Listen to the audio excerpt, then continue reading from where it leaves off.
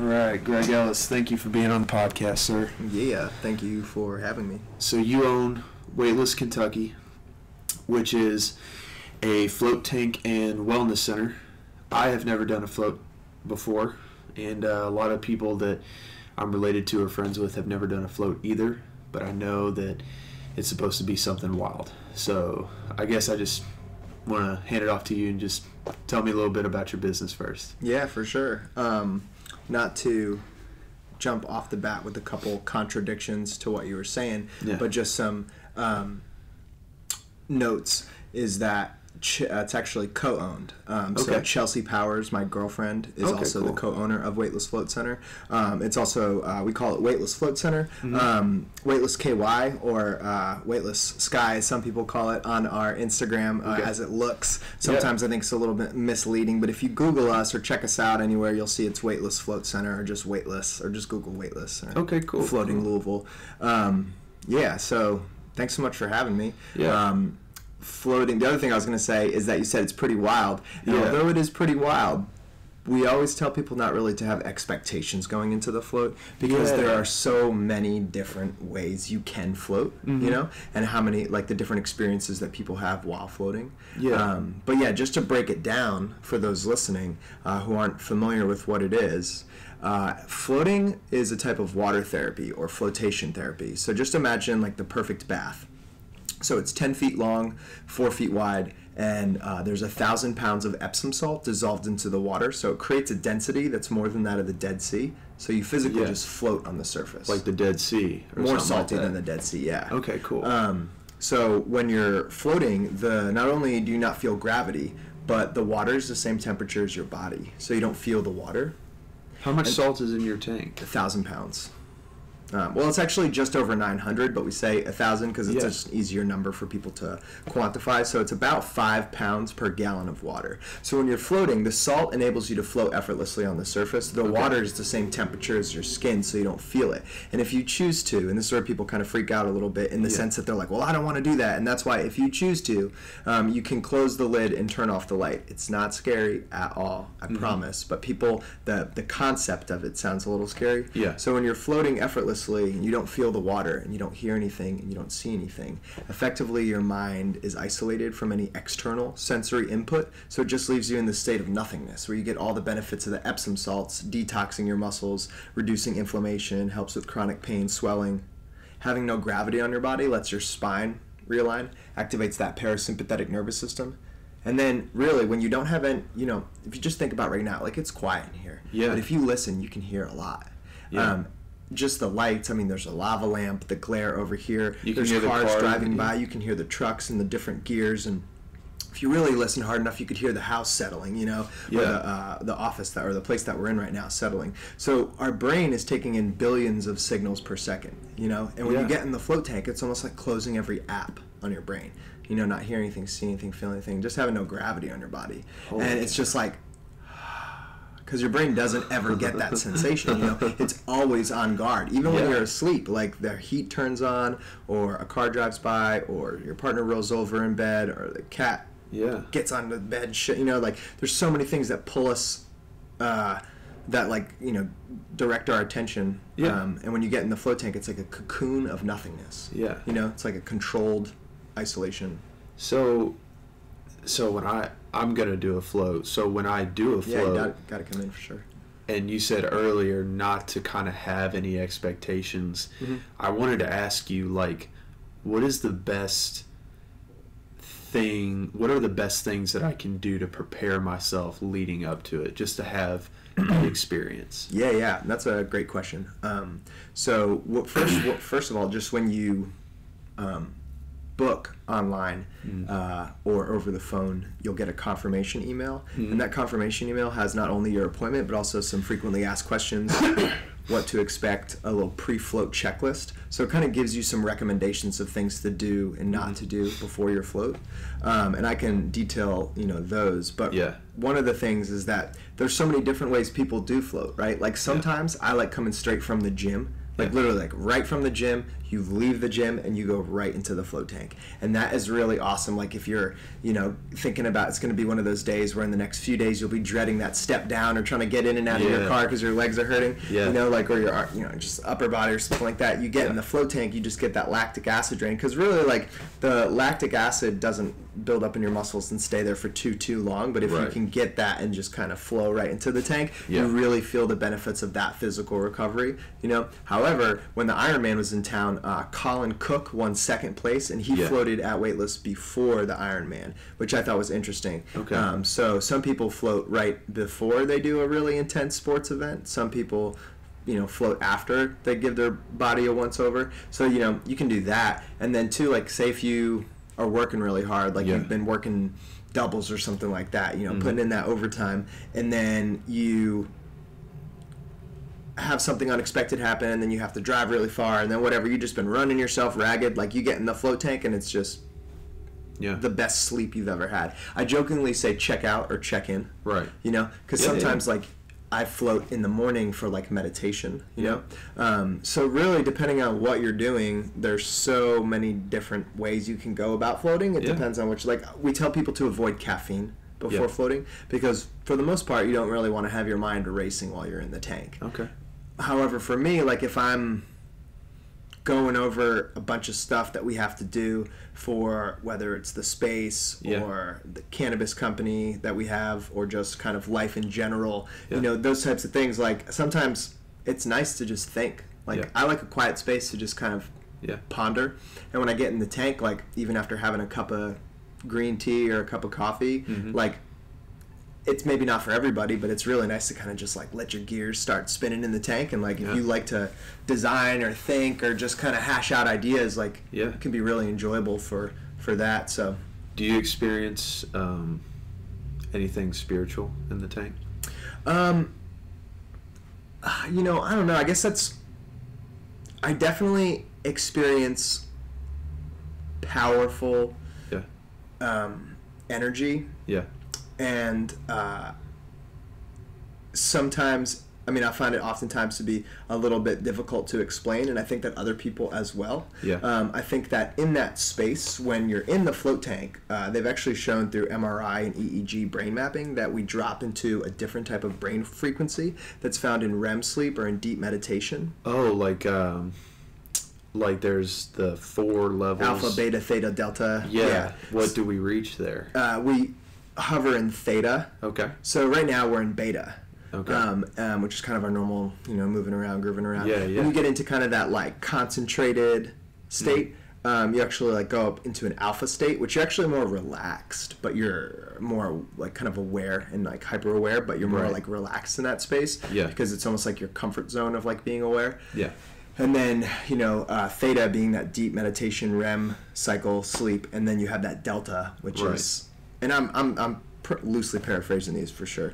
That delta is pretty much that like offline. It's like that deep delta. You like lucid dreams or something like that. It's like if you're dreaming, that's like when you're having those like vivid dreams, maybe. You kind of hover right on the edge, which is really interesting. So if you ever fall asleep, or right when you wake up in the morning, right before your alarm goes off, right afterwards, or right when you're kind of drifting off to sleep, and you're kind of like glimpsing through the veil into the dream world and kind of like swirling thoughts, and you can almost control those dreams a little bit. Yeah. That's kind of how it feels in the tank sometimes, and you almost, if you get comfortable enough, you start to get those like those little hypnic jerks where you kind of like feel like you're falling for a second, and then you wake back up as your head rolls off the pillow or just kind of like moves towards the side.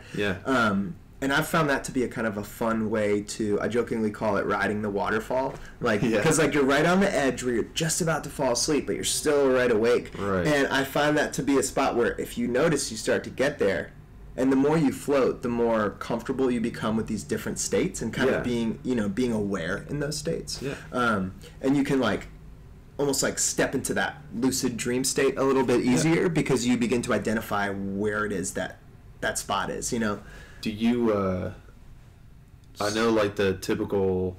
Just one second, just to tie it back, because you asked like spiritually. Yeah. And when I think about like that lucid state where I have those powerful spirit, like dream experiences, where like I feel like I need to extrapolate some sort of message from there, I feel like that goes back towards my sort of like spirituality, like in the sense of like the energy and the universe and just kind of it just, to me, identifies more so the fact that we know so little. You know, like it keeps just opening up. Yeah. And you're like, what? I say inner space is way deeper than outer space. You know, because like the inner space of our mind and our soul and our heart and our body is so much. I mean, literally our body, like the ability to be able to even think about areas of your body that are in pain and be able to isolate that awareness into that point, you know, interoceptive thought, like literally being able to isolate that. And I would see like Wim Hof doing that type of stuff, like pushing E. coli out of his body when they inject him with it. That's crazy. Yeah. Are you familiar with that guy in the Iceman? And I haven't watched too many videos on him, but I've seen like his channel and everything, and I haven't taken like a rainy day to like dive into that channel, because I know like if I do, I'm gonna like want to watch like. It's incredible. Yeah, recommend listening to some of just like the podcasts he's been on. You know, like the Aubrey Marcus podcast. He has a great I listen to that every now and then. Yeah. He did one just recently. I think it was like January 4th or something like that. He did one. It's real good. But basically, like Wim Hof, he's broken like 70-something world records for like swimming under ice for like 100 yards in water. You know, he summited Mount Kilimanjaro and summited like the death zone or whatever on Everest barefooted with fucking excuse me, sorry. No, you're good. Cool. With shorts on, you know? Like, this guy's like, and people are like, there's no way he can do that. Like, scientifically, your body would freeze. And he's like, scientifically, you don't know what you're talking about, because scientifically, science has only defined what has been defined. And it's not plateaued yet, you know, as we dive deeper into things. And his ability to literally, he's like, no, I can walk on, and they're like, well, it must be just you. And he's like, no, I've taught hundreds of people how to do it. It's literally just awareness and breath. But he was injected with E. coli, and he was able to, like a harmful and he was injected with it, and he was able to isolate it in his body and push it out of his body. I want to like, watch kill that. It. Like, you're like, watch that. What? It's really wild, because he's just like, we have so much more, our ability to tap into our our breath and our awareness, and for our mind to. That's got to make you think, like, especially like working in this relationship. I bet, like, in the middle of a float too, like when all that's like just being released. I talked to my pastor, Justin, your former neighbor. When he did it, and we had talked about it for like an hour and a half, and he was telling me because you know, him and his wife definitely take time out of their week, because they're so busy, to meditate and to like ponder things and to listen to like what's going on with them spiritually. And he said, I had never had such a clear avenue to do that. Awesome. Outside of the float, because he said, like, you know, you can take time to like find a space in your house to breathe and to block out as much noise as you can. But it felt like when I got in that float tank, I was kind of observing everything that was going on and really thinking about that, but then I just kind of let myself sink into it. And then he said, about the last 30 minutes into it, it felt like if my mind was a highway, it had been in a traffic jam for like the last 10 years. And all of a sudden everything just cleared out and started just moving so smoothly, and it felt like everything was just coming forward in my mind, and I was processing all of it. And that's great. That's awesome. I haven't gotten to speak with him about it, so that's great. No, I mean, next time you see him, you know, or if he comes by and does it again, you should ask him about it. But it was one of those things where that has to make you think as far as health and medicine goes, because what I feel like in this world is what we're doing is, you know, we're not taking time to take a step back and let our bodies rest and recover. And what we do instead of that is like, oh, you can't handle this certain workload because all of this is on your mind. That means you have ADD and you need to take an amphetamine to make you work harder. And to me, that seems like you're going to grind the gears till the wheels fall off. Yeah, for sure. And I think I'm like, what if we got back to designating a time for like a release and meditation and decompressing.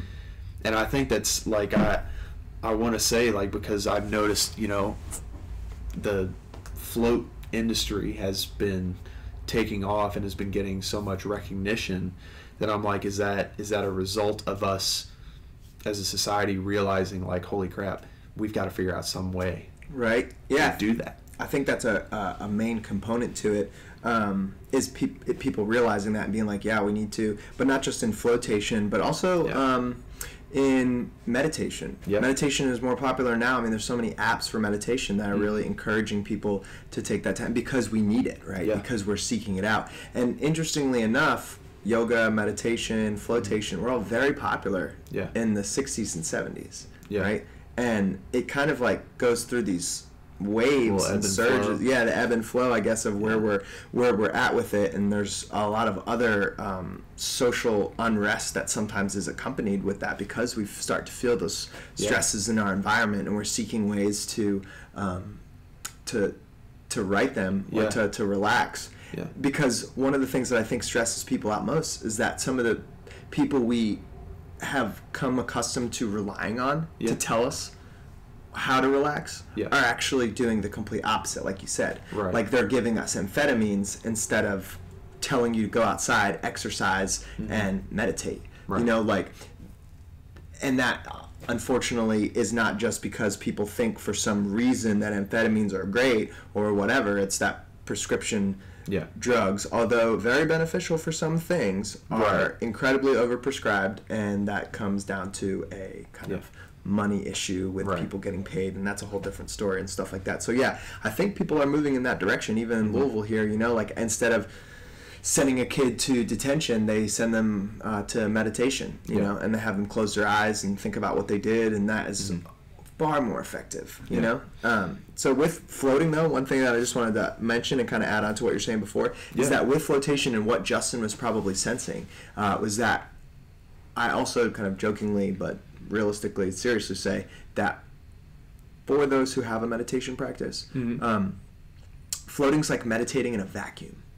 You know, like, they say you can't reach terminal velocity because of the friction of, like, the wind and whatever in the world, you know? But when you get in the float tank, there is no friction of the outside world. You have none of those, like, external forces. So I think that for those who have a meditation practice, so people say, like, you know, oh, I've been meditating for 20, 25 years or something like that, and they get in the float tank, and they're like, I was able to go to a deeper place quicker and deeper than ever before, and then maintain that space, which I find really interesting, because I don't have that type of practice in terms of that many years under my belt. And when you have people who do, and then they go right into the tank, and they come out and they say just that, and you're like, impressive, you know? Like, it's really that's cool.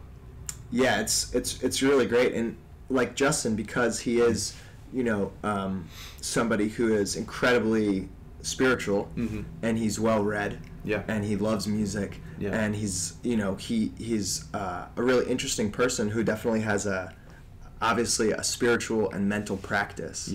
And for those who have, I think, it's not to say that if you don't have a spiritual practice or a meditation practice, or but sometimes the stronger the mind is, sometimes the more powerful the floats can be, and that's literally not for everybody. But I've just noticed sometimes that, like, you know, people who are like Marines, or people who are like extreme athletes, you have to mentally push yourself in order to physically get to certain places. And I think that you can only be as strong physically as you are mentally. And if you train yourself mentally and then you get in a float tank, you have a very profound experience. But sometimes just passing out for 2 hours is an amazing experience. I think that just that willingness alone to get out of your comfort zone is probably one of the first steps. Because I've talked to my mom about it. She's got chronic pain in her hands and stuff like that, and she's just got some issues, and I'm like, you know, and my stepdad, he's just got like a terrible knee, and, you know, I say to them, or I say to, you know, some other adults that I know, like older adults that I know, that I'm like, hey, you know, I know you guys are trying all this stuff, but like, maybe y'all need to just take a weekend and relax in like a very powerful way. And I like telling them, like, you guys should try a float tank. And more often than not, I'm met with the resistance of like, I don't want to try all the, and like they kind of make it seem like they feel like it's like hippy dippy. Oh yeah, for sure. And I deal I'm with that like, all the time. and I'm like, but it's just all it is just, it's a giant tub full of salt. Yeah. It's not like they're not asking to do any weird thing, It's like this is a biological response that your body would have. This isn't you trying Eastern medicine. Like there's a lot of variety, but like if you just look at like what that is, it's like I feel like that could go such a long way for people like that, Absolutely. But I don't know. I have to do it myself, obviously. Mm-hmm. But I wanted to ask you, well, couple questions. One for you and for your girlfriend. How often do you guys float? And then also, what kind of people do you see coming in most often to do a float? Yeah, for sure. So I'll answer those two, but then I also want to just say kind of what you were saying before about people you talk to and that are kind of met with a little resistance about the float. So Chelsea and I float varying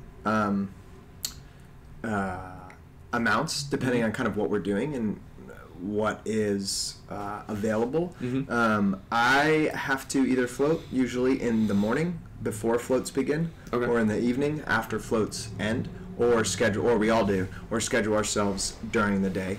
I usually float early in the morning. So you float daily? No. I'm just saying, or we have to float during the day, but that means we're taking up space on our own schedule. Oh, right. Which we do actually out of.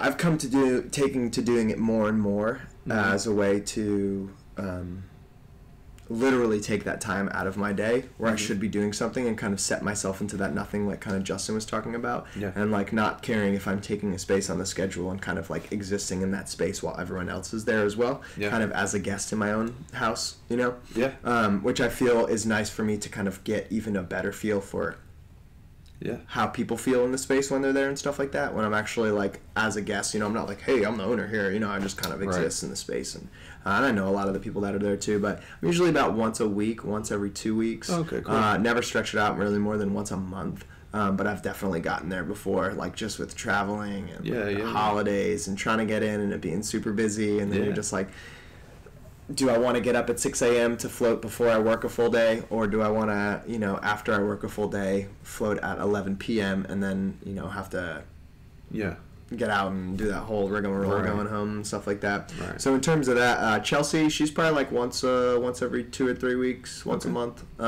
But she uses the sauna a lot. She does a lot of yoga. You'll have more than just float tanks in there too. Yeah, I was gonna say we do infrared sauna, massage, and then flotation, and then we used to do yoga and meditation, but now actually our friends, the Inner Warrior, are above us, and they do meditation and yoga classes, and they're really cool.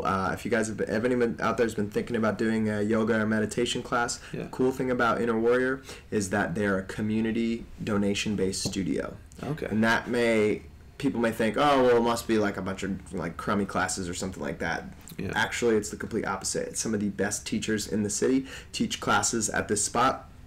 It's great. It's a pay what you can. So the teachers actually they make more. Mm-hmm. The students pay less, and everybody works out well, And it makes it more accessible to people. Their meditation classes with Amanda O'Brien are super fantastic. They do like full moon ceremonies and stuff like that. So if anybody's been debating it between the yoga, the meditation, the floating, the massage, and the sauna, you'll find something there. Do you do acupuncture at all? I've done a little bit of acupuncture, but I don't do it on a regular basis, and I really should because I have a plate in my arm, I have a messed up leg, I have multiple knee surgeries, and I have pins in my. What are your thoughts on acupuncture? Oh yeah, I'm totally for it. Yeah. The way that I think about it, they call them meridians, right? Like meridians in our body and meridians on Earth, right? The lines of the Earth. You have the chakra. Mm-hmm. Is that? Well, the chakras I think are a little bit different. The chakras are a different like theological set as opposed to the meridians in our body. We have these like energy lines like running through our body. Just think of them like little tiny rivers. Okay. Like little tiny streams, right? Okay, cool. And you have energy moving down those streams. Right. What happens, though, is those, say if you get hurt, or something happens, or just a lot of physical trauma and stuff like that, sometimes mental trauma, can cause like a kink or a block in the river. Okay. So what the acupuncture does is just frees up that river. That sounds really nice. And lets that energy flow back. And it's really impressive for people who have physical pain. I mean, I've had acupuncture done and love it, but I don't do it on a regular basis. I know there's actually some community-based acupuncture studios here in Louisville as well that are really rad. Does that go hand in hand with, like, if I wanted to set up a whole weekend to kind of just relax and recover? Yeah. Where would I throw acupuncture amongst floating, massage, yoga, and all that? Yeah, I don't, where would you put it in, like in the terms of a sequence? Or like just describe like a weekend or a day. If I wanted to do all those things, how would you start by doing it? Well, I mean, you can do every single one of them at Weightless except for the acupuncture, because we don't offer acupuncture there, which is, acupuncture is not dry needling either. That's a kind of a hazy area for some people, I think, but dry needling and acupuncture is very different. Acupuncture, you have to go to school for years and years and years, and you have to study for a very long time. It's very different. You're dealing with needles and stuff like that. Dry needling, a little bit different. I mean, you could drop the acupuncture in there really wherever you wanted to. I guess I would ask an acupuncturist where they would recommend it going in. I'm thinking like it would be nice after a float and your skin's all soft and stuff like that. It'd be like easier, but also maybe not. You don't want to get poked with a needle right after you float, you know? Right. In terms of float, massage, sauna, yoga, meditation, like there's 2 days a week where there are both yoga and meditation classes at the Inner Warrior. So you could literally do, which is upstairs. So you could literally come into Weightless and you could get a float at like 11 o'clock or 1 o'clock in the afternoon. And then you'd get out of the float tank at 2:30. You get into a massage at 2:45. You get out of the massage at, say, 3:45. You get into the sauna at 4. Yeah. You get done with the sauna session, and then at 5 o'clock you could go to a yoga class, and then after the yoga class you could do a 7 o'clock or a 6:45 meditation class. So literally you could do all that without leaving. Holy crap. That sounds like that'd be a serious day for sure. That's a serious day, but then that's like, has anybody done that? The other thing you could do too, I don't know. I know there's people that come. No, I don't think anybody's ever done the full day. Is that like a package offered in Weightless? Well, it could be, but the donation-based yoga studio and meditation studio upstairs. I mean, we have the ultimate spa package downstairs, but it doesn't include the meditation and the yoga. But I guess it does because you technically don't have to pay anything. So, it's. Wow. That would be really nice to do. That would be a serious day. I think though, like with just your 2 other questions, or your one question, and then just kind of your other observation about the resistance from family members and stuff. Yeah. So people who come in, man, we have such a wide demographic of people who come in. I think that Joe Rogan, he has a really popular podcast, and he is a huge advocate of flotation therapy. He has a float tank in his podcast studio. So I mean, that's like, I know I watched the Elon Musk one where he's like, "Oh, you want to get in the float tank? You can get in it right now." He's like, "You can get it right after the show." He's like, "We got one here." And he's like, Elon Musk's like, "I might go crazy," because he's such a smart guy and probably thinks so much of the time. But but Joe Rogan echoed my sentiment. He was like, "No, you won't. You'll be fine." I was pretty humbled to listen to that podcast too. That was he's different. I love listening to him. I literally go on YouTube I go on YouTube more than once a month, but I go on YouTube once a month and I just type in Elon Musk and I type in most recent. And I just look at his most recent talks, whether it's like at the governor's talks or speaking at Google or talking to, on Joe Rogan. Like, I have been watching that dude for years. I'll listen to him talk about stuff and I'm like, okay, he was sent here to like usher in the future. Like we stalemated ourselves with a few things, and he's like, "Okay, it's really impressive." I'm gonna kick us in. Been doing, I mean, like people don't even know that he created PayPal. Or was a big, not the sole creator, but basically he was a partner in it. Partner in PayPal. And then you look at Tesla with the electric cars, and you look at the solar roofs, and you look at the solar panels and the battery packs and SpaceX, and then you look at the Boring Company, and then you look at his Hyperloop, and then you're just like, dude, what? And then he's like, oh, by the way, some people are trapped in a cave in, where was it? And he's like, oh, I'll go over there. Yeah. So we'll see. Because at that point, you're just aggregating so many intelligent people who are like, dude, you're a genius, I want to work for you. So you get all those smart people together, and you have that like positive drive of what you're doing. You're like, okay, guys, we need to save a bunch of people. Get on it. Yeah. And like, it's like he doesn't have to literally do every single thing. Right. He's like, guys, can we figure out how to get these people some clean water in Flint, Michigan, please? Yeah. And they're like, all right, cool. You know, and like, it's like intelligence begets intelligence. You know, like he is like this lighthouse, and all of these other ships in the ocean of intelligence are like holy crap, we need to go dock here, and we can really get some stuff done. Like, yeah, for sure. And it's not a lighthouse that's saying that there's dangerous rocks off the coast. It's one of those lighthouses that's like, you know, seek shelter any port when the storm approaches. Not any port, actually. The best port. This one being an electric port. Solar powered port. Yeah, right. Yeah, it's really humbling to listen to Elon Musk and what he's doing. And you know, I always tend to get really concerned. Like, I'm always just like, yeah, but cool people are always like really bad in the end. They always just turn out to be like this evil dictator. You know. But I think though he's really, and you know, too, like, he's not trying to run for president in the sense, or maybe he's gonna, but like, you know, like he can't though, because he's from South Africa. Yeah, for sure. That's true. But like, yeah, you know, he's not trying to influence politics or anything like that. Like, he's not trying to take a role in the limelight. He's like, which is even to me more humbling, because it's like, keep doing your work. Like, that's what you do, you know? It's very similar to Tesla. Like, I'll look at him for somebody who's like a powerhouse of a person, and not be so worried about him as much as I am about like Jeff Bezos. Because if you like see pictures of what he looked like before and when he like started Amazon and what he looks like now, it's like he's not gonna stop. Whatever he's trying to do, he's not gonna just stop doing it. Yeah, he's the richest by far. It's not like, all right, I'm gonna sit back and there's something in his brain that is not gonna allow him to stop whatever he's doing. Yeah, and I'm like, he's going towards something. I don't know what it is, because I'm not that smart and I'm not that rich. The snowball effect. But he's gonna do something, and it's gonna be. Well, it's really crazy, because it's you know, it's like, yeah, with Bezos, you know, he has Amazon. Yeah. And then he has Whole Foods now. Yeah. And he owns the Washington Post. That also. And he sits on the board of the Pentagon.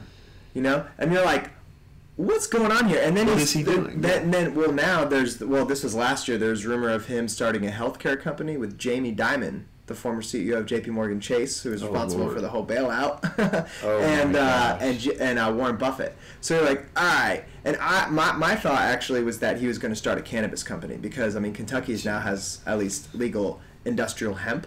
As it's been removed from the Schedule 1, and now over half the United States has legal and we have the best soil to grow it too. So I think that I was like kind of joking and saying like, well, I could see with all these like new, like, he got Whole Foods, he like, you know, kind of, he's been like redefining things in that sort of regard, in a similar way of Elon Musk, but in a more sort of like deleterious way. I feel like it's a little more evil feeling. But he's like creating this monopoly when Elon is like creating like an empire almost.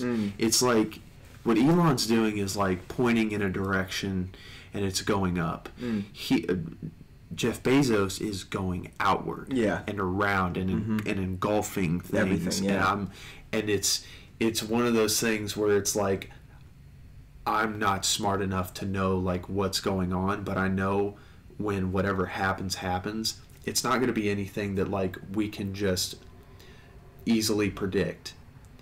We're not going to know what's happening while it's happening, and then it's going to happen. We're getting there already. I mean, we could already argue that we already are. There's a considerable amount of information that's probably being withheld from us regarding so many things, whether that's environmental degradation or laws that change, or just things that are in place, or why we go into other countries and feel like what we're told versus what actually happens when we go into other places. Like, there already is a sound barrier that prevents us from knowing a lot of the normal information that's out there. Almost similar to how they make finances mildly difficult for the average Joe to understand, so they just turn away from it instead of actually diving deeper into it. I feel that way sometimes about politics, you know, and like you said, if we wouldn't even know what would be happening because it would probably be done without our consent anyways. I mean, just look at just like Medicare for all in other states. Yeah. Like, you know, you'll have 76% of the voters vote for it, and then lawmakers don't pass it. And you're like, this isn't democratic. Like, why are we voting on this? You know, Emma Goldman said over 100 years ago, if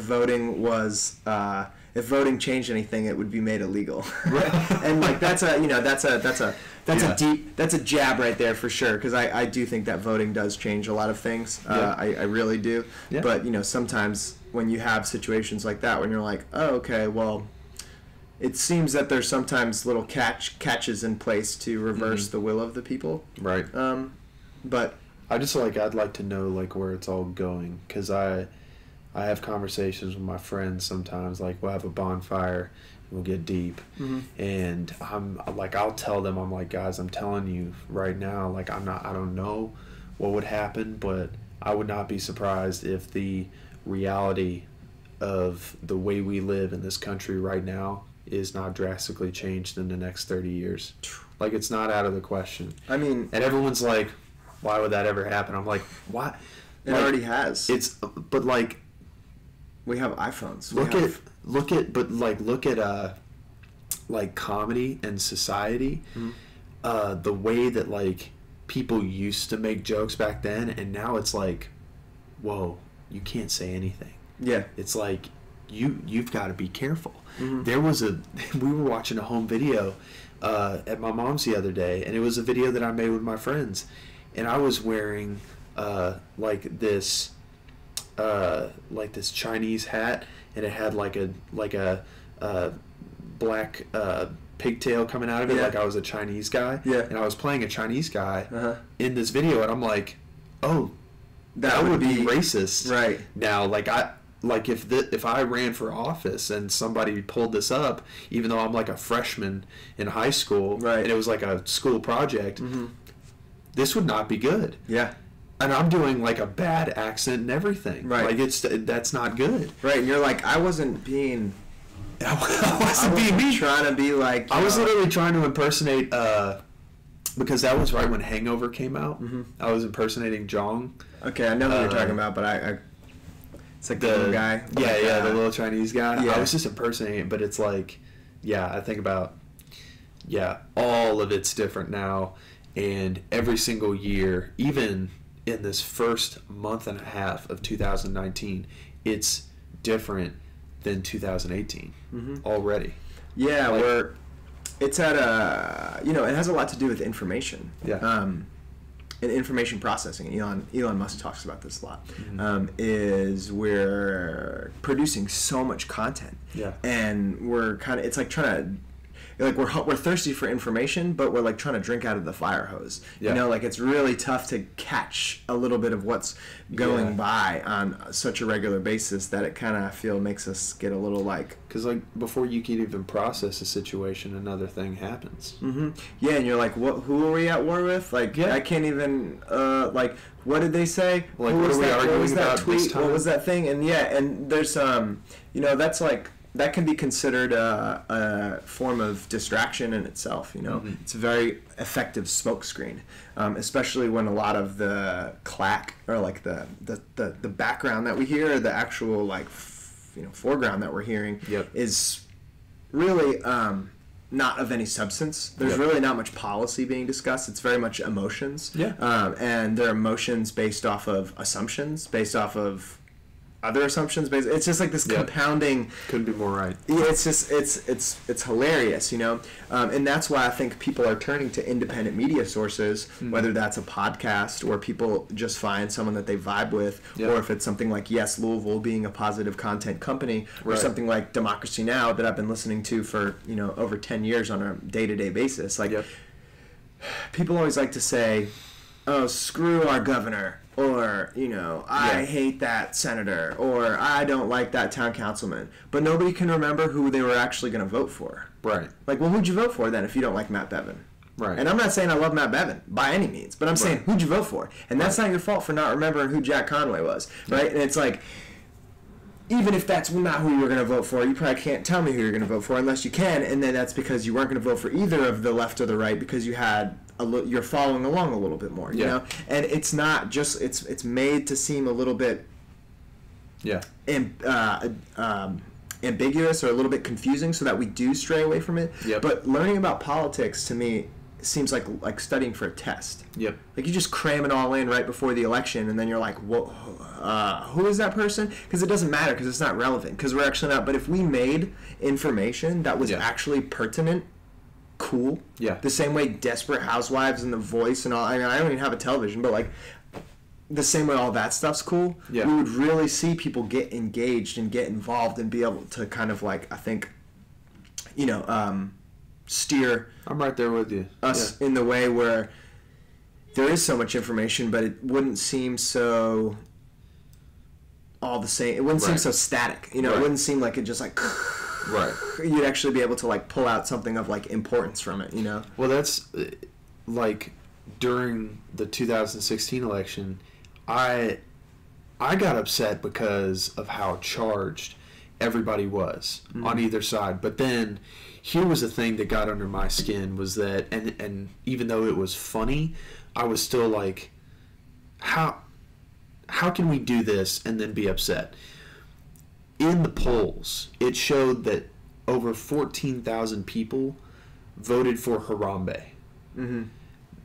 That meant that over 14,000 different individuals above the age of 18 decided to write in the name of a dead gorilla as their president. And yet there is this polarized, amplified, charged, like, just divide going on. And I'm like, how can we be so incredibly upset right now when people are doing that? Like, well, because they're doing it because they're so upset, and it's unfortunate that the media chooses to kind of promote something like that, like saying like, oh, and this many people, instead of, because they also chose to put empty podium time of our now president, more minutes of empty podium time than of actual time of Senator Bernie Sanders speaking. Literally, like more time of an empty podium on camera than of another presidential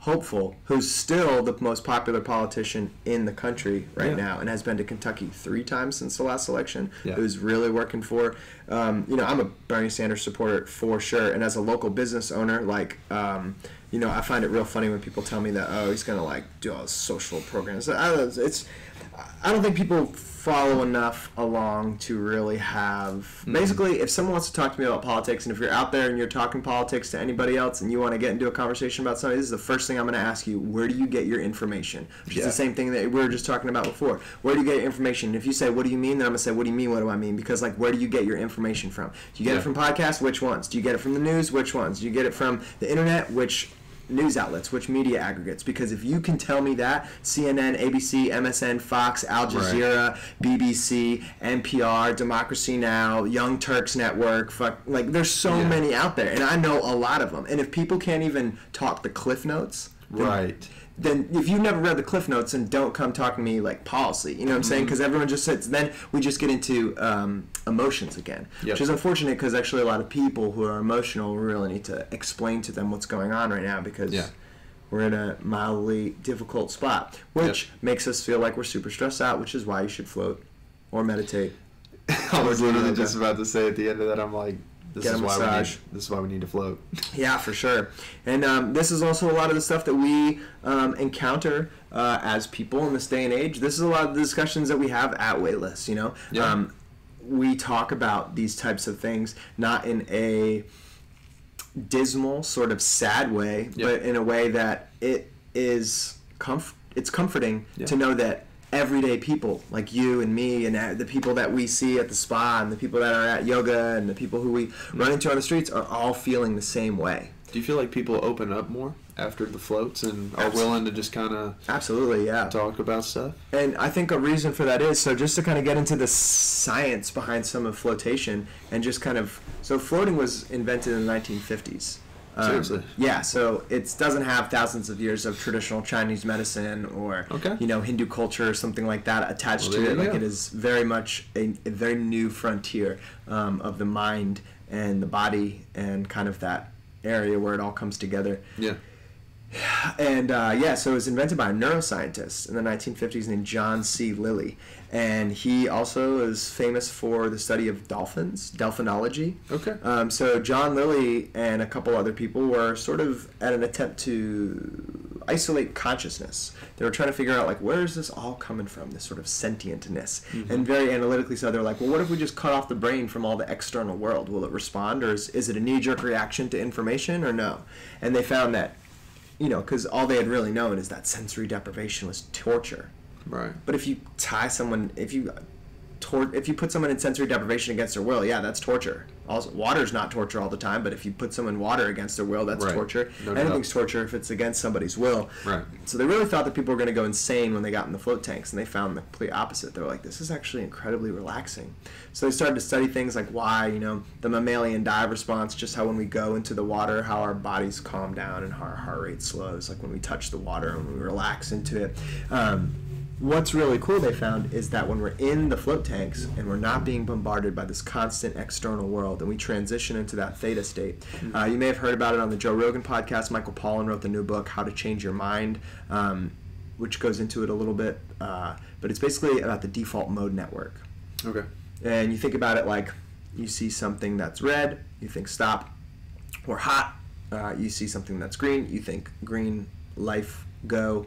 Those types of things. And I'm very, very simple. Like, in the sense of everything you do in your life is a repetition of patterns and conditioning that basically get you through life. Because if you didn't, you probably get hit by a car or something like that. You have to have these constant cues that are in place that kind of dictate how we move through life. It's almost like a nozzle on a hose that limits the amount of flow. Right, because if we're taking in the billions of signals that we're taking in all the time, like if we were listening to that motorcycle outside, we'd be freaking out. We wouldn't know what to do. So it's almost like we have like a nozzle that limits the amount of flow of stimulus that we're allowed to take in. Okay. The thing is, though, is that what happens sometimes is in this stimulus flow nozzle processing system that we go through, this default mode network, we find people get the wrong signals. Right. So if you look at post-traumatic stress disorder, where someone hears a loud noise and they have a fight or flight response, or people with addiction, where they can almost see themselves doing the thing, but they can't stop themselves from doing the thing. And it's just like this pattern that they can't get out of. It's like they're going down a hill and they're just like, I'm seeing myself doing it, but I can't do it. So this default mode network, it's this system that just constant pattern and processing over and over again. And when you get in the float tank, when you do meditation, when you get into that flow state of running or exercising, or they found through now with the research into psychedelic therapy that what it does is it deactivates the default mode network. So it's basically deactivating the system, and Michael Pollan uses is it like phrase, he says... neurogenesis? Not neurogenesis per se, but like, so this is what he says. He says, imagine your brain is a mountain covered in snow. Okay. And every thought going down the hill, or every sled going down the hill is a thought. Okay. And over the course of your life, those thoughts going down those hills develop deep, deep grooves in the snow. Okay. And you can't stop those thoughts from going down those hills because it's like it's just stuck in the rut. Right. So when you deactivate the default mode network, it's like shaking the snow globe or getting a fresh snowfall so those sleds can then move along the path of least resistance. So you ask me, do people open up after the float? Very much so. Okay. Because they did a 4-year study at the Laureate Institute for Brain Research in Tulsa, Oklahoma, on flotation therapy for combat veterans with severe PTSD. And they found that the float was actually more effective for them than their medications. Wow. So people really open up.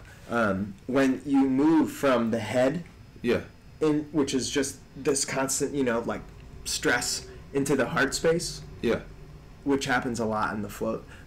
People are very, very relaxed and very open after the float. Some people are closed, but we also, too, we don't poke and prod people very much. We have a really relaxing lounge for people to hang out in, kind of similar to this area here, a little bit more colorful with some cool stuff to like look at, books to read and whatnot. We don't ask people to describe their experience to us directly after their float. Sometimes they want to sort of just stay in that. It's like if you wake up in the morning, someone's like, "Hey, good morning. How are you?" Oh, You're like, you're just like, I'm not ready for that. I'm just chilling, taking my wake and slow, to quote Ro. Also, cool. too, I wake up in the morning and I'm like, "Hey, how are you?" I like, you're a morning person. I'm a morning person. Nice. My girlfriend's like, "Stop, just please." Hush. Yeah, for sure. So there's a lot of benefits to the float. It really does help people open up a lot, and it's also one of those things where people are able to open up to themselves. Because a lot of people that come in and they don't want to be talked to by a therapist. Yeah. Because flotation's great for hypertension. Yeah. Anxiety, addiction, post-traumatic stress disorder. Yeah. Chronic pain. So when you're insomnia. So when you're dealing with people who have stress, anxiety, hypertension, chronic pain, which leads to stress and anxiety and stuff like that, people getting a little slice of relaxation, they want to just maximize the mileage on that. You know what I'm saying? Like, and you don't want to like pop their bubble of where they're at. So really, we'll just give them a cup of water, let them, kind of let them know that they're welcome to sit and enjoy the space. Let them know that there's hot tea if they want any, and then we'll give them a little while, and then we'll say, "Hey, did you enjoy your float?" or something like that. Cool. And people do really open up. People have some profound experiences in the tank. Nice. More profound than my own experiences, I think, sometimes. Yeah. Yeah. What was do you recall your first experience? My first float experience? Yeah, for sure. Yeah. It wasn't really too profound. I was, I think, so excited and ready and knew what it was going to be like. And I was like, some people, they hear about the float and they're like, "Oh, no, I don't want to do that." Yeah. And I, watched the movie Altered States, which is like this 1980 cult classic starring William Hurt that's loosely based off of John Lilly's life, where, this scientist, makes this float tank and this isolation tank, and he ends up having a self-actualizing, de-evolving hallucination. So he, like, de-evolves into a primate in his hallucination. Oh, he goes, like, feral? In the tank, yeah. And then he, like, becomes a primate in the tank, and then he escapes the tank, and then escapes the laboratory and breaks into the zoo and like eats a bunch of animals and stuff like that. It's a really crazy what is it movie. Called? It's called Altered States. Altered States. Yeah, and I'll watch that. We actually show it every year at Weightless on Halloween. It's like our Halloween spooky movie. Like an industry night, sort of. Yeah, well, we actually, for industry, not for float industry, but for service industry. Yeah. We do a 15% service industry discount for anyone who works in the restaurant industry, because both Chelsea and I are just, hardcore restaurateurs and have been for a long time. And we don't, as of right now, you never know when you end up back in a restaurant. Right. But as of right now, we don't work in restaurants, but we understand people on their feet all day, fucking running around, bartending, getting yelled at, making $2 an hour. Yep. So we do a 15% service industry discount for float and massage, float and sauna, excuse me. The most intense job of my life was working at El Camino. Yeah. That was so, I just ran food, but going back there, I had never seen a more cutthroat situation in my life, and like after that, I had never worked at another place like that. No. And it was, I don't know, it was just a deal, but that was where I met you and everything, of course, but that's right when I first moved here. Dude, I don't know what you think of that, but that was so intense for me, and I was just like trying to do college classes and everything, and like trying to get food on tables, but I heard just the nastiest like insults hurled in the kitchen, and it was just it was just intense for me, and I was like, this must just be like the. Have you worked in many restaurants though? So I worked at the Post afterwards, which is just you worked at Chelsea there. Pizza. Yeah. I worked at Chelsea there, and just beer and pizza. But then I worked at the River House in Levy, over on the river. Yeah. But I bar backed, so I wasn't in the kitchen that often. Yeah.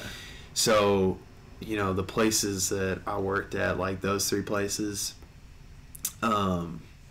Trying to think if I was at any other restaurant, because restaurants are just rowdy though. Like it's its own animal. It's its own beast. I mean, it just gets like that sometimes. I get it. Oh yeah, for sure. Anthony Bourdain has a really beautiful quote just about how crazy a kitchen is. Yeah. But Anthony, he also wrote a book called Kitchen Confidential, just all about like kind of the whole kitchen and just the restaurant, the beast of the restaurant. And just kind of what it is and what it goes into making it all happen. Yeah. Anthony Bourdain's he was a really big proponent of the float tank. Really? Huge proponent. He actually has a great quote, and he's like, oh yeah, we'd get done after a long night of work. We'd be like high all night on who knows what from the rush of people coming in and all this stuff going on, and then we'd get out and you get so jacked up when you're working in a restaurant until 11, 12 o'clock at night, like just like go. And then you're like, what do we do? And they would go and they'd get in float tanks and they'd just relax, because it just like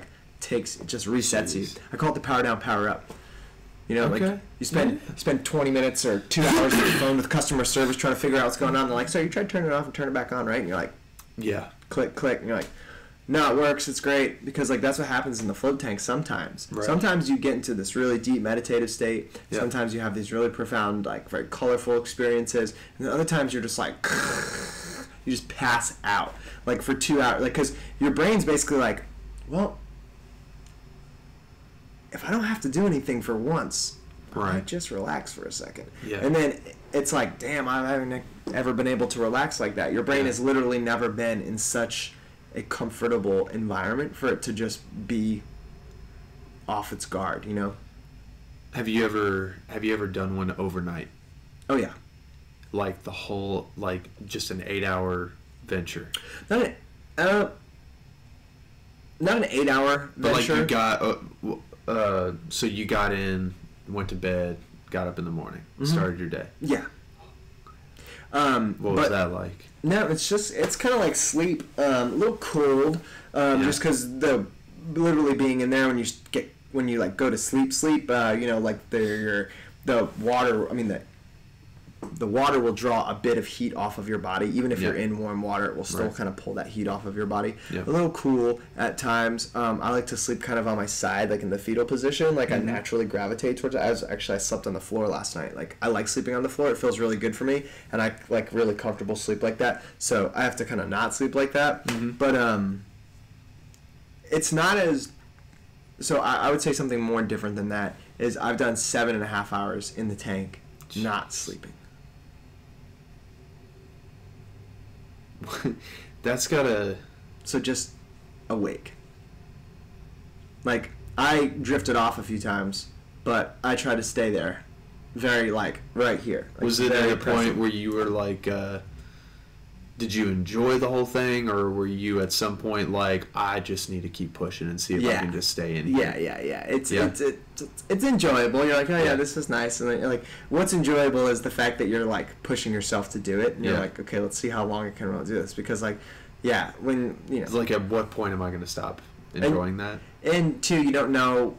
Yeah. You don't know what point you're at. Right. Which is even, some people will be like, oh, you should put a clock in there or something. I'm like, no, that defeats the purpose. Yeah, and like for maybe some people they want to know, and some people do get out and check the time while they're floating, but I personally try to commit to not moving very much, just like in a meditation. Like once I settle into my position, I don't try to move around, because when you're in the tank, they call it sensory deprivation, because it is sensory deprivation, or rest, restricted environmental sensory therapy. And you're purposely like not giving your brain anything to do.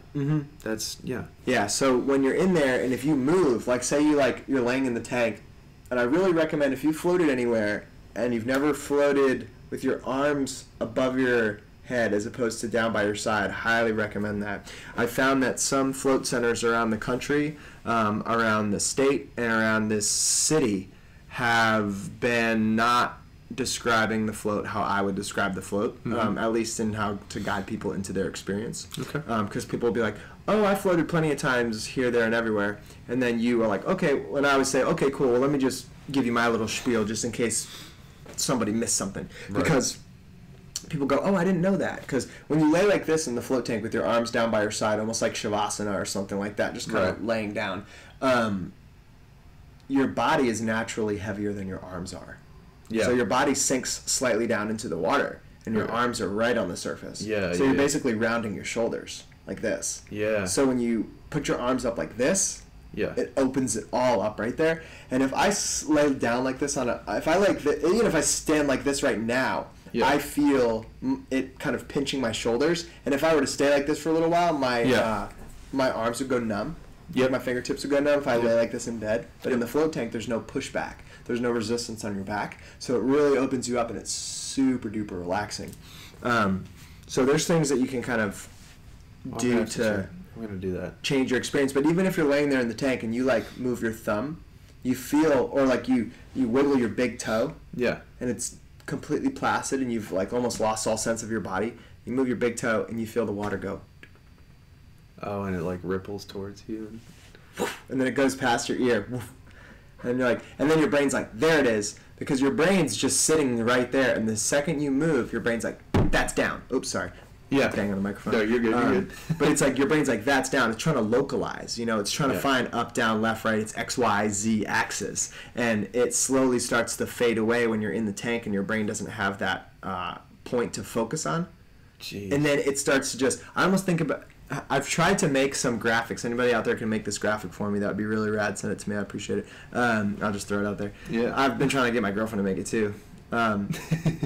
Because I can do a really rough drawing of it, and it's not very simple. But basically, it's just an hourglass. Mm-hmm. And that's how I kind of approach the float in some senses. I have all these like metaphors that I use for the float. And one of them is the hourglass, in that when the external world is the top of the hourglass.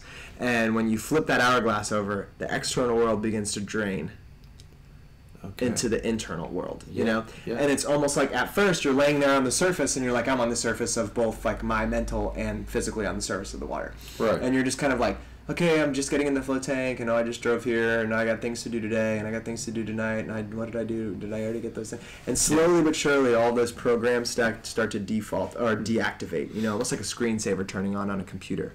And that external world then just drains all the way, and that last grain of sand like drops down and enters into the internal, and then I'm like, I'm there. But the second you start to move, it almost like rotates and starts going the other direction, Jeez.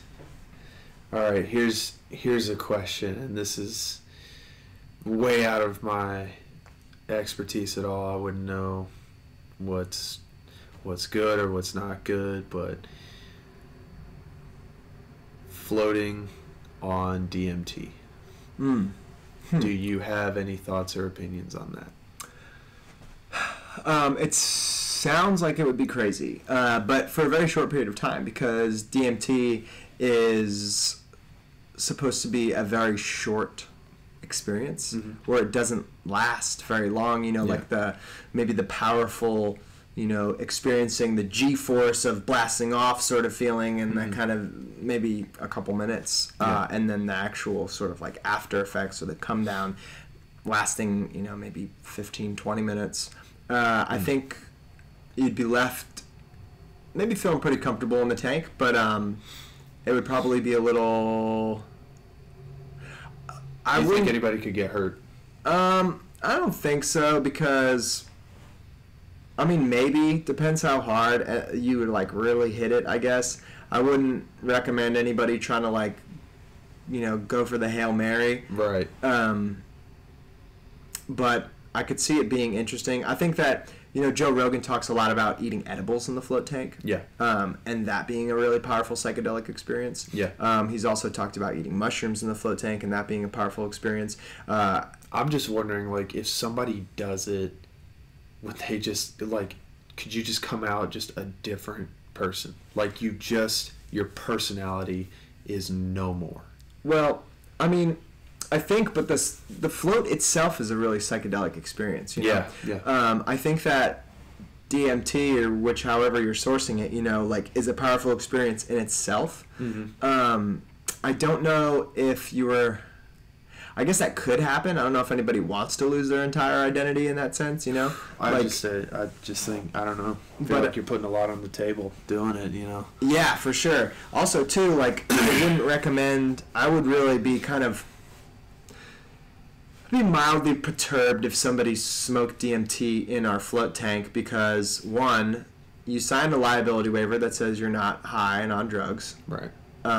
Two, you could potentially kill yourself in my business, which would really not be cool for me. Yeah. Because, one, I don't want you to die, and two, I don't want to have to close my business down because you did something stupid. Yeah. Three, if you make my room smell like mothballs, I'll be really bothered by that. And if for some reason you drop a pipe or a vaporizer into the water and all of a sudden there's DMT in my water, I could imagine that not being cool either. Does anybody drop anything in the water? No, not really. I mean, like, every once in a while, like, someone will, like, leave, like, a pen in the room. Does anybody, like, piss the tank or anything? No. I mean, I can't 100% say that. It's not like the water turns purple. Right. But no, you're laying in the tank with your own water. Like, there's no reason someone would pee their own tank. And you go to the bathroom before you float. You're in there by yourself. And so this actually goes into the question about resistance, right? About people. Yeah. Going into the float and being like, oh, I don't know if I want to do that. Because people think stuff like that. Like, well, what if someone pees in the tank? Like, well, yeah, what if someone pees in the tank? But that's really bizarre. Like, do people pee in hot tubs as much as they pee in pools? I don't believe so. And if they do, and you've got a buddy of yours that pees in your hot tub with you, or pees in the hot tub while he's sitting in there himself, probably not going to hang out with that person. Mildly strange. Like, I've peed in my wetsuit before surfing, but, like, come on. But that's because, like, you're in the ocean. You're in the largest body of water possible. Yeah, I'm like in I'm not in a closed suit, but, like, well, whatever. Yeah. Right.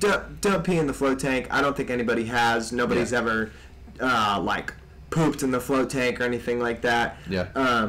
So people are always, like, with anything, there's always those things that people will say. Whether you sell... You're in sales or you're in yoga or floating or in airline. People say, oh, I'm scared of flying. Or people are always scared of the float tank, right? Yeah. Because of a bunch of different things. One, they don't want to be locked in a float tank. That's true. Two, the water's dirty. That's what they think. Yeah. And three, they don't want to deal with themselves. And they don't want to try new experiences. So we always say, don't avoid the void, because it's not that scary. Yeah. The void. It's really not. It's really rather You'll come relaxing. back. You'll be fine. Yeah, the void of your own self, people's own thoughts. They think, oh, I won't be able to deal with my own thoughts. Probably what's going to happen is you won't be able to deal with your own thoughts. You'll just go to sleep. Because that's what everybody does. Everyone's like, I won't be able to deal with my own thoughts. And then they just fall asleep and they wake up and they're like, I feel so relaxed right now. Yeah. Because it's the best sleep you've ever had in your entire life. So people always think, I don't want to be locked in the tank. I don't want to be locked in a coffin. Yeah. Me neither. That's terrifying. Yeah. Being locked in anything against your will is really scary. But in the float tank, there's no locks on the doors. You don't have to close the lid. You don't have to turn the lights off. It's only a foot of water. Yeah. You can put music on if you want to. It's basically like being in a very large, shallow hot tub with a dome on that's open. And people are like, oh, I'm claustrophobic. And it's like, maybe, but probably not. Yeah. Most people aren't claustrophobic. They just want to be in control. Yeah. And that sense of some control is probably something you should work on. But if you're not claustrophobic in a car flying down the highway with the windows up at 70 miles an hour with a half ton of steel behind you and a bunch of other people whizzing around doing the same thing, you are not claustrophobic in a float tank. You know what I'm saying? Like, it's just... One's much more dangerous. That's a good way to put it, honestly. Yeah, and if people aren't claustrophobic in their truck or in their car, then you won't be claustrophobic in the tank. And again, you don't have to close the lid, you don't have to turn the lights off, and you can put music on if you want to. But turn the lights off, close the lid, and don't put music on. Get that really good sensory deprivation experience. So cool. It's not scary. The other thing is that we filter the water. Just like a pool or a jacuzzi, whether it's in a hot tub in a pool, or a hot tub in a hotel, or a hot tub on your parents' back deck. It goes through a filtration system. There you go. It's a 1 micron filter. It's 1/100th of a human hair. It's a super fine filter. There you go. It filters all of the water in the float tank 3 times in 15 minutes. Not only that, it's got 1,000 pounds of salt in the water, like we were talking about before. Right. More salty than the Dead Sea. Yeah. They call it the Dead Sea because it's so salty, nothing can live in the environment. So it's more dead than the Dead Sea is. So on top of that, we use UV filtration, which is UV, ultraviolet light, inhibits bacteria growth. And then we use a 35% hydrogen peroxide solution in the water, which is an oxidizer, which burns it off. On top of that, we also use ozone in the water. On top of that, you also don't wear a bathing suit, and you shower beforehand, and the water's the same temperature as your skin. What does that mean? It means that you don't sweat. In a hot tub, you get in a hot tub with 3 or 4 of your friends. You're all wearing bathing suits. Those bathing suits were in the Southside Quarry. Those bathing suits were in the Ohio River. Those bathing suits were in someone else's chlorine pool. And you threw them on your back deck, and then you put them back on. You jumped in a hot tub with your friends drinking beer. I'm totally down to do that. Let's go. You got a hot tub? Let's go drink beer in a hot tub. But if someone's going to be like, ew, the float tank's gross, I'm like, no, the hot tub's way grosser. Yeah. Same with a pool, same exact thing. In a pool, you got people swimming in it, spitting water out of their mouths, peeing in it, little kids in it, jumping in and out, tons of people in it. Wow. Exerting energy and you're sweating. In a float tank, the water's the same temperature as your body, and you shower first. How many people shower before they get into the hot tub or pool? Not many people. None. How many people go naked in their hot tub or pool? And if you don't want to go naked in the float tank, that's too because you think it's gross. That's cool. You can wear a bathing suit, but you're actually making the float tank grosser. And you're actually not making the float tank grosser because the float tank will be totally fine with your bathing suit in there. Yeah. But if you're thinking about it being gross, you're actually making it, quote, grosser by bringing in the lint of a bathing suit or something like that. So there's really no concern for the float tank being dirty. As long as it's upkept. And you nailed that on the head, by the way. You nailed nailed that. The reason is because that's the thing that people say to us most often. And it's also the thing. And we also monitor the pH and alkalinity in the tanks and the density of the water. And we take 2 to 3 testings of water a day, and we all have it in a charted graph. So if anybody would ever come in and say, hey, your float tank gave me a rash, I'd say, well, Mr. So-and-so, you floated here 4 times, and over the course of 2.5 years, our levels have always maintained in this same thing, so I don't know if it's us, probably something else in your environment, Right. So Brandon Cohen, who's town councilman for the Highlands, was formerly is still a practicing attorney, I think, but he was an attorney, and he used to work for like the mayor's office and stuff like that. So I was speaking with a friend of mine at Mellow Mushroom when it was open for a Forecastle Foundation, I used to work on the Forecastle Foundation. Yeah. We were at an event for the Close Call Kolsch with Sierra Nevada, if I do recall, and I was expressing my frustration with opening up Weightless and that I couldn't get past the health department regulations. And one of my buddies at the bar, who's actually coming in to get a massage tomorrow for his first time, which is really funny, serendipitous. My buddy was sitting at the bar, totally not associated with the Forecastle event going on. And he was like, "How's it going?" And I was like, "Oh, I'm having difficulties." And he's like, "Well, let's just text my buddy real quick." And I was like, "No, it's okay." And he's like, "No, I'll put you in a text message with him." So he put us all in a text message, and then this other guy then connected me to Brandon Cohen. Yeah. And I was like, all right, cool. It was actually J.K. McKnight, the guy who founded Forecastle. So, sick. J.K. wasn't at the event. My friend, Brian, who actually owns Jimmy Can't Dance, was sitting at the bar, and he was like, oh, well, I'll text my buddy. He'll know who to talk to.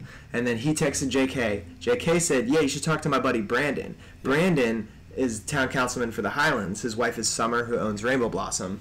And he was like, yeah, and he had actually written some food truck regulations for the city because I guess it's like 8 or 9 years ago or something like that, they were turning away a bunch of food trucks because people were trying to open up food trucks, and the city was just saying no.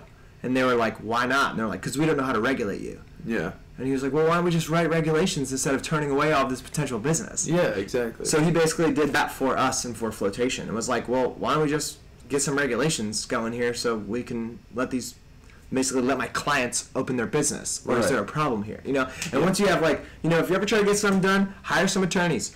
They literally, you pay them to figure out how to do it, or they just say it for you because people will listen to attorneys and they won't listen to some dumb kid talking about float tanks. Well, that's cool. Because I tried. That's neat. Well, that's cool. Well, hey, let's do this. Near the end of every episode, I do some rapid fire questions for the individual. Sure. And then we'll wrap it up after that. Sound good? Yeah. All right, cool. All right, what's your favorite book? Ooh, God, that's a really difficult question. Top 3 or top 5 if you can't figure one out. Damn, that's tough. My favorite book has probably got to be Jitterbug Perfume. Jitterbug Perfume. Yeah, by Tom Robbins. What's Check it out.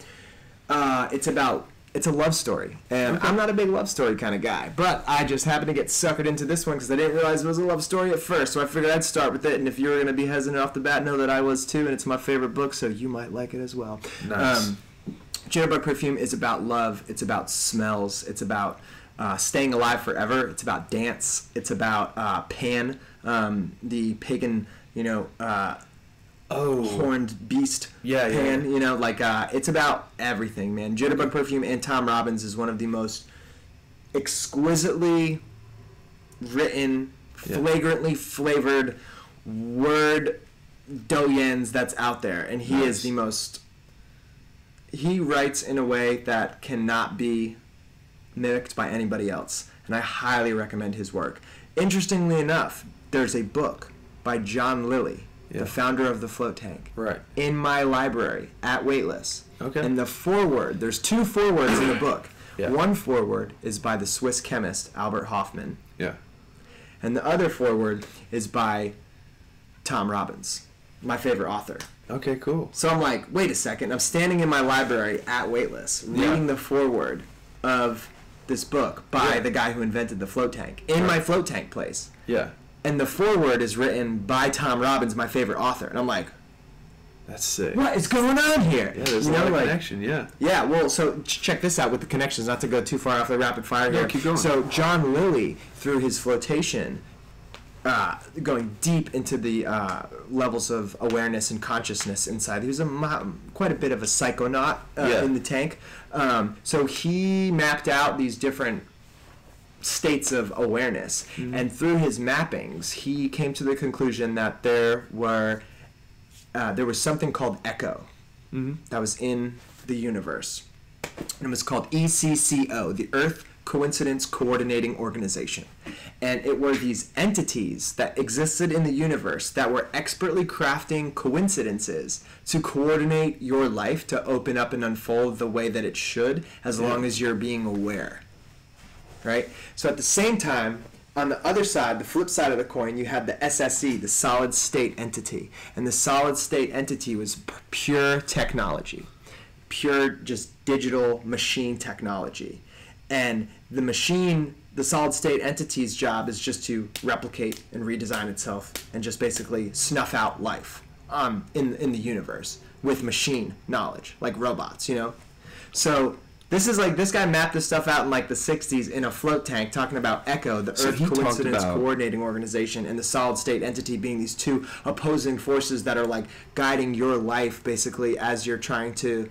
and the solid state entity is trying to like shut echo up so that you will succumb to the machine, Holy crap. What I wanted to say though is when I was at my float center reading a John Lilly book from the founder of the float tank who invented the whole thought about echo, and I see Albert Hofmann, the Swiss chemist who did some amazing synthesization for Sandoz Laboratory in 1937. He and my favorite author were the forewords in this book. And I was like, ECHO. Yeah. That's Earth's coordinating organization right there. And in operation. I was like, what? I like literally looked around and was like, I think I'm onto something here. Yeah. Wow. So, Jitterbug Perfume by Tom Robbins, or Tom Robbins' whole collection. If you said, I read Even Cowgirls Get the Blues, that is his most popular and worst book. Okay. Read any book but Even Cowgirls Get the Blues. Then read Even Cowgirls Get the Blues and appreciate it for what it is and appreciate it for what it is not. Okay. Cool. All right. What's your favorite movie? Ooh. God. Probably Waking Life. What's that about? Who's Life. In it? It is a film by Richard Linklater. It's an amazing director. He directed the movie Slacker. Not Slacker, but Slacker. Okay.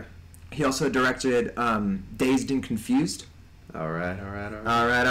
Matthew McConaughey's first movie. Matthew McConaughey met Richard Linklater in a bar in Austin, Texas, while Richard Linklater was on break from working on an oil well. And he was like, man, I'm making a movie. And he was like, all right, what type of movie are you making? And he was like, oh, I'm making this movie about like this, like 70s, gonna be all like cool. And he was like, all right. And he was like, you want to be in it? And he was like, yeah, what do I gotta do? And he's like, nothing, dude, just be you. And that was Matthew McConaughey's first role. And he met the director, Linklater, at a bar. So, he also did A Scanner Darkly, which is a Philip K. Dick book that, if you're familiar with another amazing author out there, Philip K. Dick, highly recommend his work. But he, Richard Linklater, the director, took the book and adapted it into a film, which is fantastic. And then he also did, most recently, I think, Boyhood. Yes, was like with Ethan Hawke. It was Hawke. that 12-year movie. Yeah. Yeah. That was it. He filmed it like over 12 years. Yeah, crazy. Yeah, so that was Linklater's last piece that he did, and people are like, "Oh, I don't like it," But if like you're used to like watching like box office hits, then yeah, Boyhood is probably not your favorite movie because it's very different. But it's a Linklater film, and he's a very surreal, cerebral, mildly psychedelic director. Okay. And that movie, what's it about? So in in Dazed and Confused, Mitch, the kid, the long hair. Yeah. He's like the main character that everyone's trying to paddle the entire time. Yeah. His name's Wiley Wiggums. That's his real name. Good Lord. And in Waking Life, it's kind of about him. Right. And he doesn't know if he's wake walking through his dreams or sleeping through his waking life. And he keeps waking up in conversations. Like he'd be in a conversation like this, and someone would be talking to him about stuff, and he'd be like, oh, that's really crazy. And then all of a sudden someone would walk in and say, hey man, do you know blah, blah, blah, blah? And then he'd walk down the stairs, and all of a sudden he'd wake up in his bed, and he'd, weird dream. And then he'd get up, and he'd pour some cereal, and then he'd be clicking on the computer, or on the TV or something like that. And then all of a sudden he'd be like, and then it would start talking, and then he'd be like in a dream again, and then he'd wake up, and he'd be like, what's going on? And he keeps like, kind of like the, not Inception, but like really, really cool movie. But the cool thing is in this movie, while he goes through his dreams and sleeps through his waking life, and he's unsure if he's dreaming or asleep, is he keeps having these profound conversations about everything and anything with theologians, with theoretical physicists, with linguists, with college professors, with self-immolating Buddhists, with anarchists, and he just has these very dreamlike conversations as he moves from one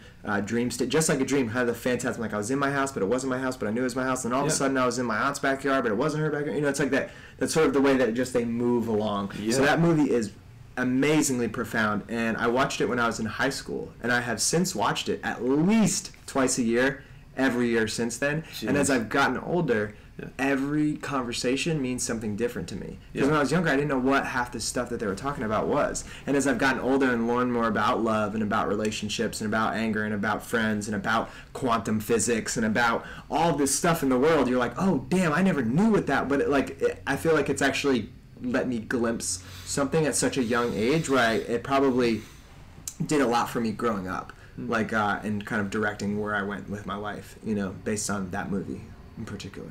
Wow. It's also a rotoscope film, so it's shot and then animated on top of. So it has this very surreal sort of look to it. Okay.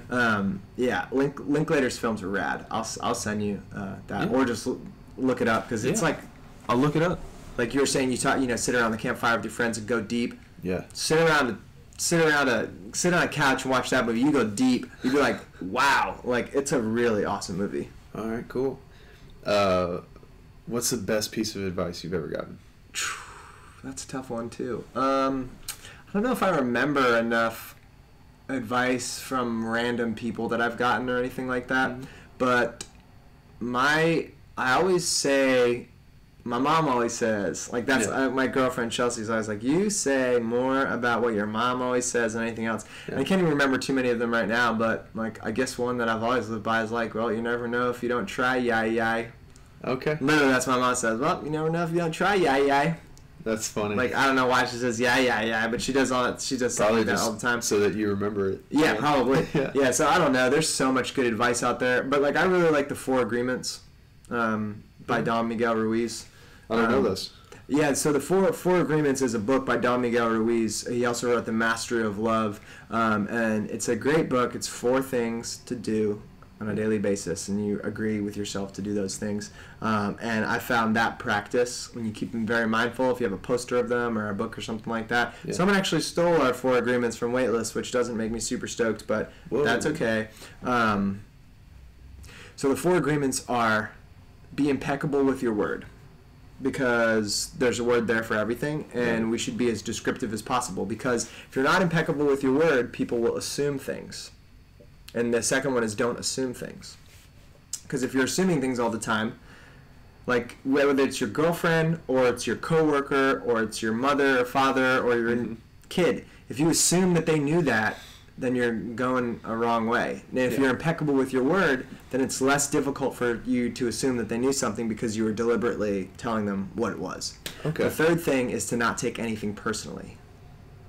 I feel that. Yeah, because I feel that on another level. A lot of times someone cuts you off and you're like, this person hates me. There's so many things. Like, I used it for waiting tables at restaurants, you know? Mm-hmm. I'd be like, hey, how's it going, guys? Yeah. Diet Coke.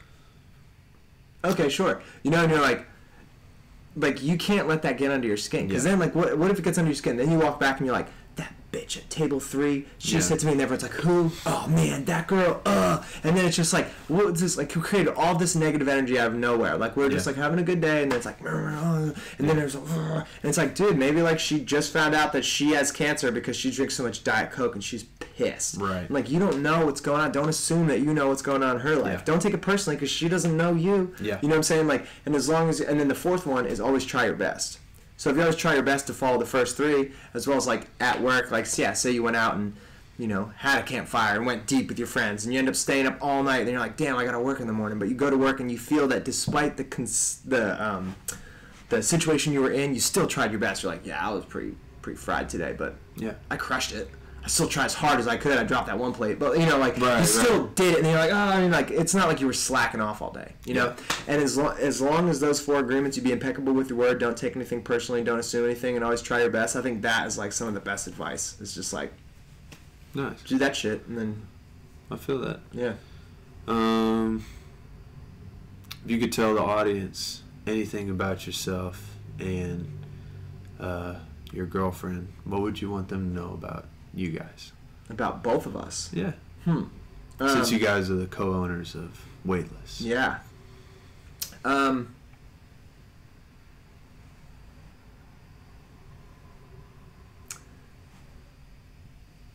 guess about Weightless is that we wanted to create a space for people to feel like they didn't have to leave. They didn't. Nice. Like, yeah, they don't want to leave, that's totally fine, but we don't want anyone to feel like they have to leave, as if we're asking somebody to go, because sometimes you feel like when you go places, once you're done paying, you have to leave. Yeah. Like, you can't eat food at a restaurant and then hang out there for a couple hours. They'd be like, do you need something? Yeah, that's true. And you're like, no, I'm just enjoying this patio. They kind of like just kind of keep pushing that check and you're closer like, no, I'm good. And you're like, okay, well, I'll transfer you to somebody else. You know, you're like, oh, okay, I'm sorry, I gotta leave. You know, we don't want anybody to leave or feel like they have to leave. So I'd say that's kind of what I would say about Weightless. Okay. And in terms of ourselves, like personally, I would say that probably both of us have a strong passion for our own creative and artistic sides outside of Weightless. Like, it's not like we're like some spa aficionados who want to just, like, you know, make this spa and then kick our feet up and like drink cucumber water and be like in a spa all day. Like, we have a lot of other interests, and we basically were like, we wanted to create a space where we could make a safe space where people felt comfortable to relax in, where we could have candid conversations like this, and we could all be among like-minded people and know that there are better ways to heal ourselves than the conventional methods. But at the same time, we're creating that space so we can facilitate creativity, conversation, mobilization of movements that need to happen when they do. And I think that both Chelsea's an amazing artist, like absolutely incredible. I mean, she's done a bunch of artistic work for Weightless, and she does all of our graphics and designs and stuff. But her art, I mean, what she makes on the back of a pizza box with a Sharpie. Yeah. People are like, what is this? And you're like, oh, that was just a doodle she made. And you're like, the doodle she does in a couple minutes just dropped my jaw. You know, and I'm a really big. I mean, I write a lot. I write a lot of poetry. I like to rap. I'm a really big fan of hip hop music and poetry being a method to convey important messages. Nice. Whether it's like political or environmental or sort of just of thought. Yeah. So yeah, Weightless is probably is like our brainchild. Nice. But it's a space that we want people to be creative in, and we ourselves will continue to be creative with it. So just know that we're right there with you all. Nice. Well, cool, man. I think that's going to do it for us here. For sure. Great conversation. Dude, thank you so much for being on here. I feel like I've learned a lot. I know the audience is going to learn a lot. And thank you for coming on. Thank you so much. All right. Thanks, guys. And if you guys want more information, I will post more about Greg's business, and you guys can find out where to go to and set up an appointment to get your float and everything like that. I hope you guys learned something today, because I know I did. Thank you guys, and I'll see you next time. Peace. Follow us on Instagram. Peace.